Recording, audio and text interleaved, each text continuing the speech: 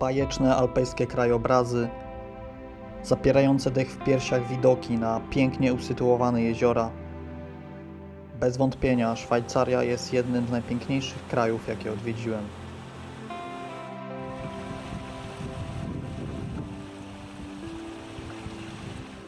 Zmierzamy do miejscowości Saas-Grund. To tam rozpocznie się dzisiejsza przygoda. Na parkingu zostawiamy samochód i udajemy się do kolejki gondolowej.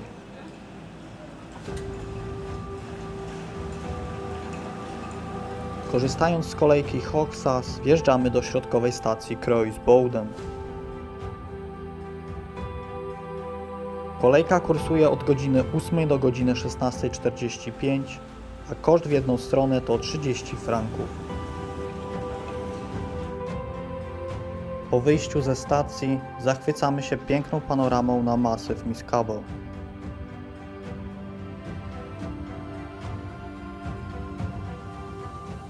Od stacji kolejki linowej Kruisboden czerwonym szlakiem wyruszamy do ładnie położonego schroniska Wijsmuthuten.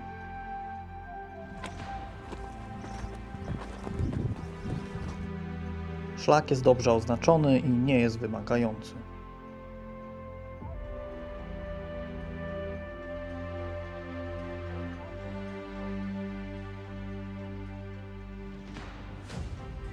Po drodze napotykamy na pasące się krowy. Większość z nas może zastanawiać się, dlaczego alpejskim krowom mocowane są dzwony. Otóż jak głosi legenda, magiczny dzwon o nazwie Trycheł mocowany był przewodnikowi stada, by reszta krów podążała za nim. Do dziś kontynuowana jest ta tradycja.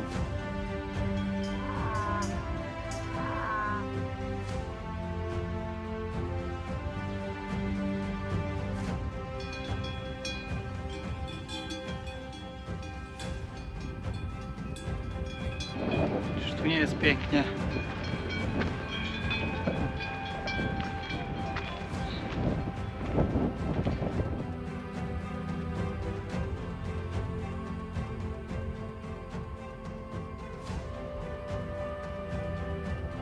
Schronisko Wijsmuthuten znajduje się na wysokości 2726 metrów nad poziomem morza.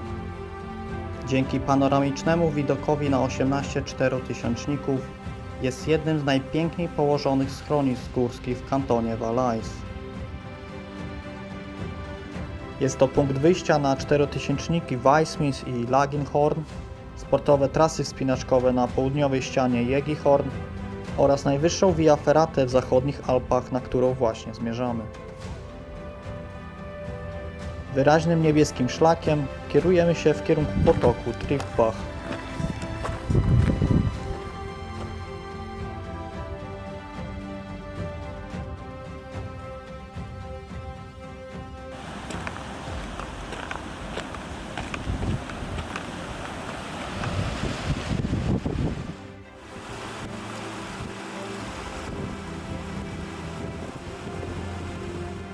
Podchodzimy moreną stromą do góry i dłuższym trawersem zmierzamy do miejsca początku Via Ferraty. Tak jak jest ta flaga i te białe tabliczki z regulaminem, tu jest początek Via Ferraty.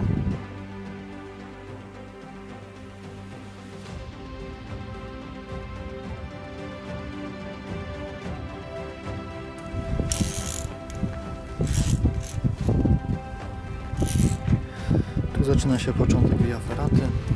Tu jest podany zestaw, jaki musimy posiadać. Narodka już w akcji. Dobra, więc ja też zaczynam.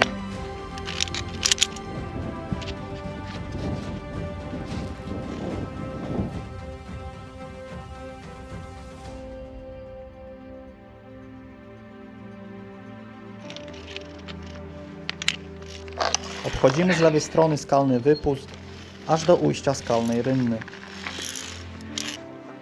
A masz fajny kadr.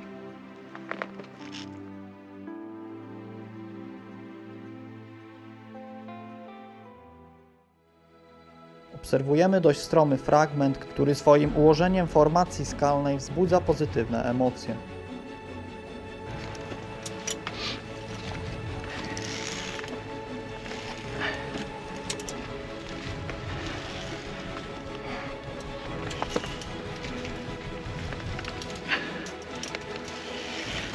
Tam, gdzie brakuje dobrych chwytów i stopni, umocowane są sztuczne ułatwienia.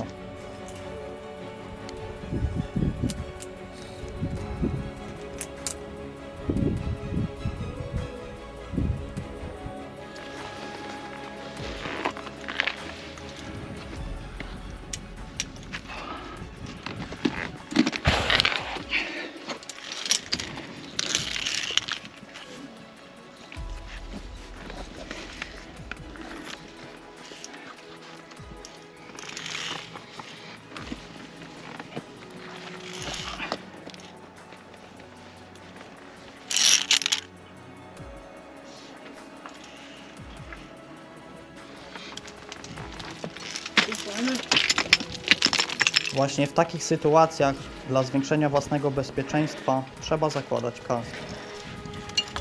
Znajduje się tu sporo różnych kamieni, więc trzeba zachować szczególną ostrożność, by nie zrzucić ich na ekipy wspinające się pod nami.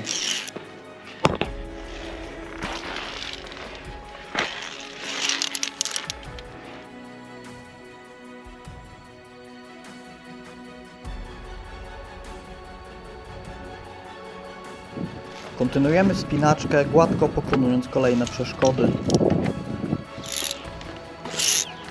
Po obejściu trudności naszym oczom ukazuje się jedna z głównych atrakcji tej drogi. Most nepalski przewieszony wysoko nad ziemią.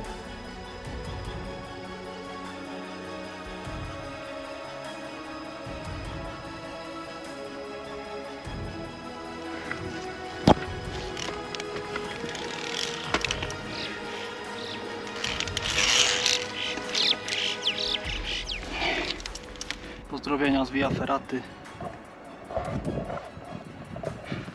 A możesz Dorotka pomachać do kamery.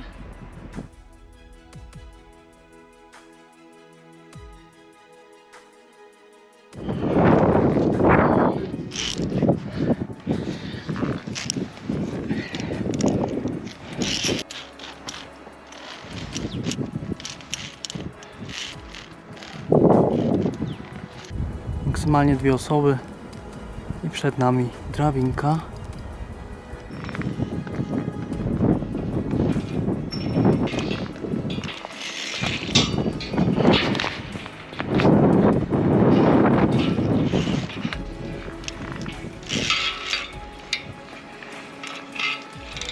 Kalufa.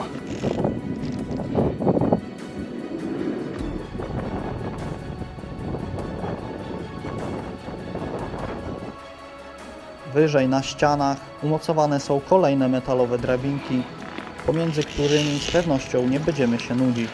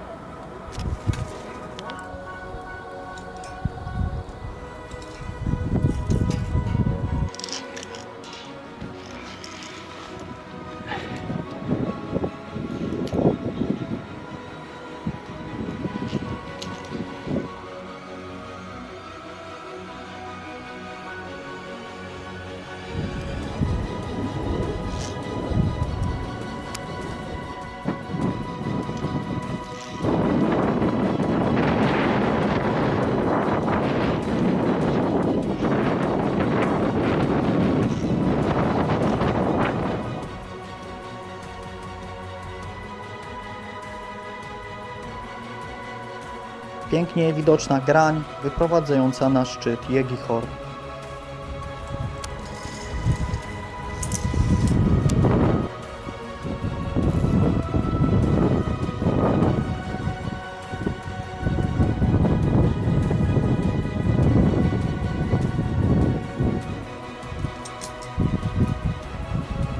serdecznie pozdrawiam i do zobaczenia na szlaku.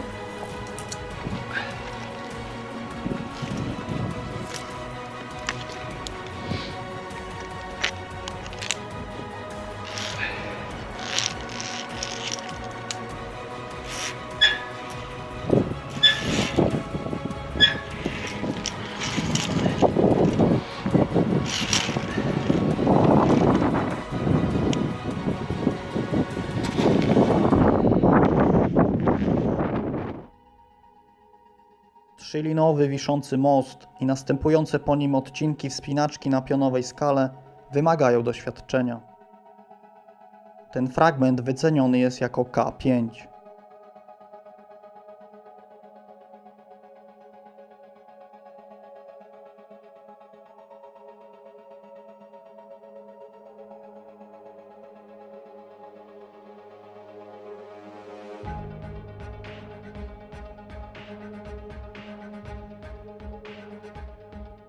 Granią schodzimy w kierunku najtrudniejszego odcinka na tej Via Ferracie.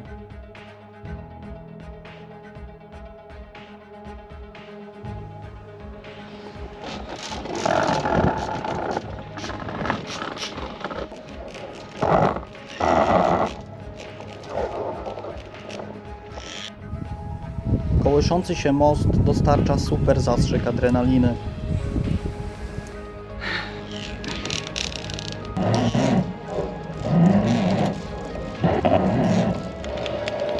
Gorąco polecam, jest to najlepszy most, jakim do tej pory przechodziłem.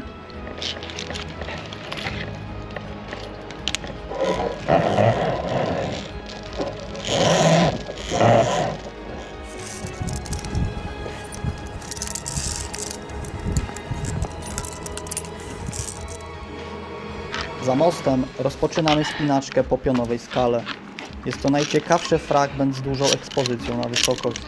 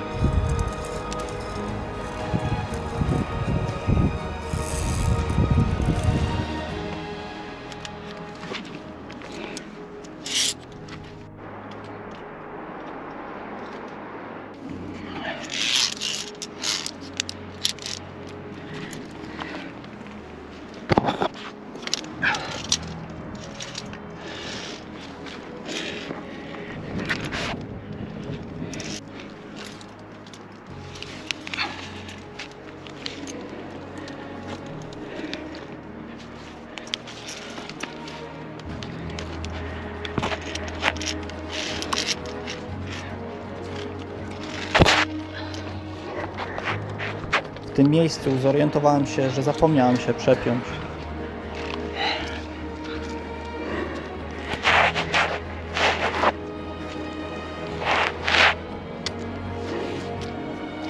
Takie sytuacje bywają lekko stresujące. Ważne jest, by nie panikować i zachować spokój.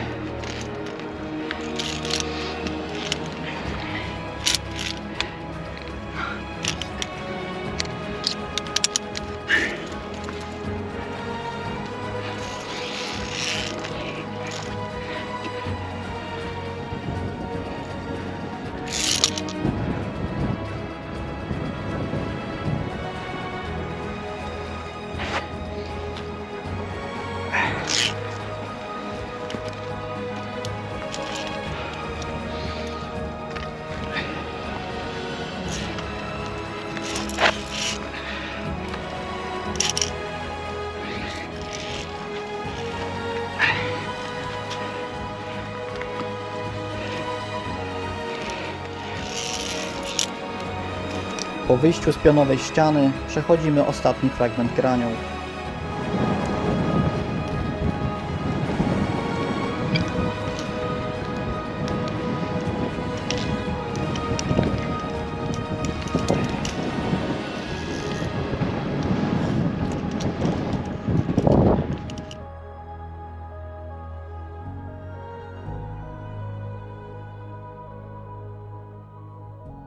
Docieramy na szczyt, a nagrodą są niesamowite widoki. Jest to nasz pierwszy 3000 i zarazem rekord wysokości.